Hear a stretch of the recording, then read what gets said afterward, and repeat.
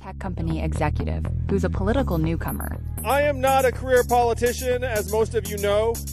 I'm an entrepreneur. With a devoted internet following. Hello, I'm Andrew Yang. And an army of memes. Andrew Yang is running for president. So, who is he? Yang is the son of Taiwanese immigrants and a lawyer by training, but he made his mark as an entrepreneur. He helped build a college test preparation business that was bought by a big company, and it made him a modest fortune. Are you ready to build something? After that, he started an organization that connects college graduates with startups. That job took him across the Midwest and eventually led him to politics. We automated away 4 million manufacturing jobs in Michigan, Ohio, Pennsylvania, Wisconsin. And so I was like, why are we not talking about that? So that's where this all started. So what are his priorities? Well, he's got a long list. But the one policy that's turning heads? Universal basic income. Universal basic income. He calls it the freedom dividend. Now, if you've heard anything about me, you've heard that there's an Asian man running for president who wants to give everyone $1,000 a month. And all of those things are true. Yang says this will ease the pain caused by the robot apocalypse as more jobs become automated. His internet army, known as the Yang Gang, Where's the money? Where's the money? We have the money. helps sell the policy with the Secure the Bag hashtag. But opponents of the plan say its price tag makes it unrealistic. It could cost approximately $2 trillion, roughly half the current federal budget. Some of his other policy proposals? Medicare for all, gun safety, and even free marriage counseling for all. The dilemma to Yang as an internet darling? Some of that support is coming from the internet's far right in places like 4chan, Gab, and 8chan. Yang has spoken out against it, but there's no doubt it's helped him go viral. You know, it's been a point of confusion because I don't look much like a white nationalist, so I've completely disavowed any of that support. What's his relationship with President Trump? Well, Yang has positioned himself like this. The opposite of Donald Trump is an Asian guy who likes math. And then there's even an acronym we're working with, which is Make America Think. And he hasn't held back. As an entrepreneur, most entrepreneurs feel like Donald Trump gives us all a bad name and he's more of a marketing charlatan than he is a real builder. Yang doesn't seem to be on Trump's radar just yet.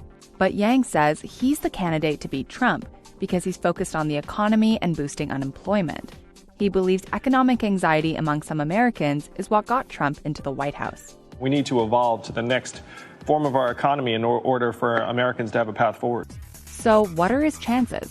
Yang is still a fringe candidate by conventional standards and polling behind the leading Democratic contenders.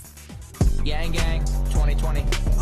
Yang Gang 2020. But in an era where a so-called meme army helped President Trump win, being an online megastar could still count for something.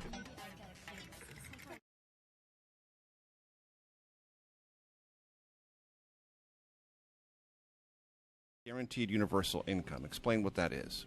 Yeah, so it's a very old idea. The idea is that As old as Sir Thomas More, I have read. Yeah, no, it goes back even before the founding of the country. So it's an idea where every citizen of a society gets a certain amount of money or resources free and clear to do whatever you want to meet your basic Regardless needs. of your income. Regardless of your income.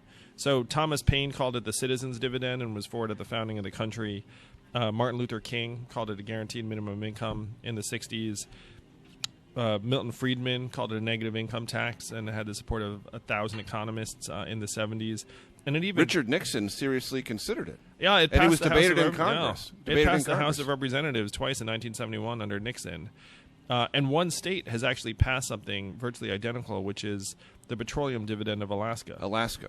Where everyone in that state gets between $1,000 and $2,000 a year, no questions asked. Doesn't matter you're working, not working, income doesn't matter.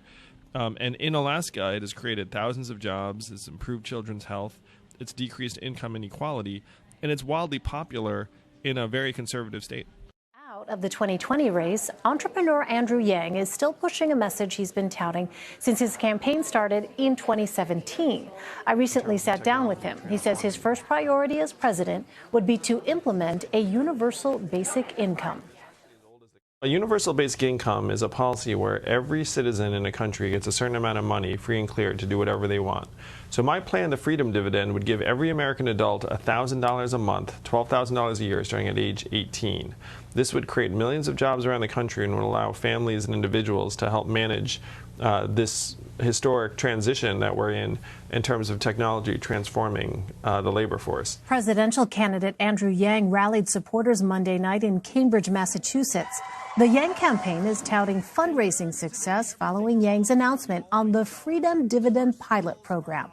The plan would give 10 families a $1,000 monthly allowance for 1 year and would highlight his universal basic income proposal.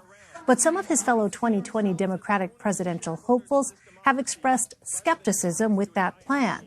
Over the weekend, Yang offered this defense. Oh, well, the Freedom Dividend's catching on like wildfire around the country because Americans realize it's not about the money. I've been personally giving the Freedom Dividend to several American families for months now. And when I saw one of the recipients, Kyle Christensen in Iowa, a few weeks ago, he told me he'd use some of the money to buy a guitar. And he was playing shows locally, and he was beaming. He said he was playing shows for the first time in years. For him, it was a guitar. For Jody Fassi in New Hampshire, it was car repairs.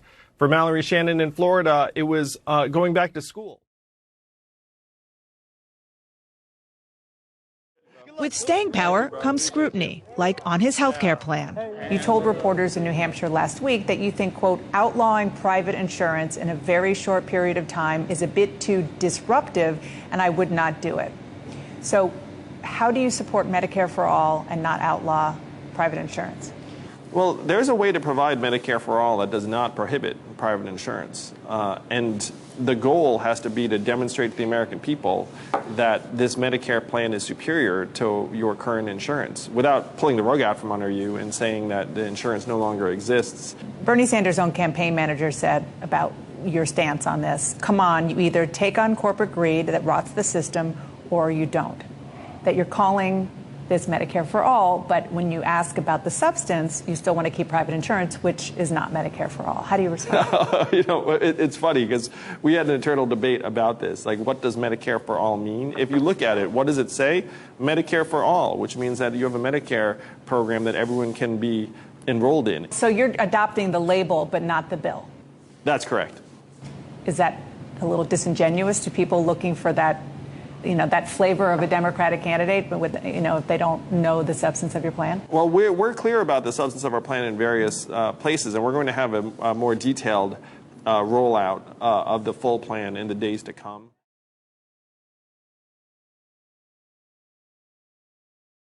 Into this, folks. So just bear with me. We're going to go through this bit by bit. The rationale for automation. I don't want to put an ideological perspective on it, but just the business rationale for automation in general is what? Well, and I've been the CEO. We'll get to the consequences in a second, but just what's the rationale? And the rationale is exactly what everyone listening to this or watching this knows, is that if you're the head of a business, you're trying to maximize your profits at all times. So you look at your costs, and for most any organization, a huge proportion of the costs is labor. Where you look up and say, okay, I'm paying X thousands of people or X hundreds of people. And then if someone comes to you and says, hey, I've got this software that can actually do the job of those thousands of people, you pay me once, you license it, and then you don't have to deal with any of these employees, then that's very, very appealing for companies. So I came here to D.C. and I talked to various political leaders about what we're going to do to address the fact that we're in the third inning of the greatest economic and technological transformation in the history of our country.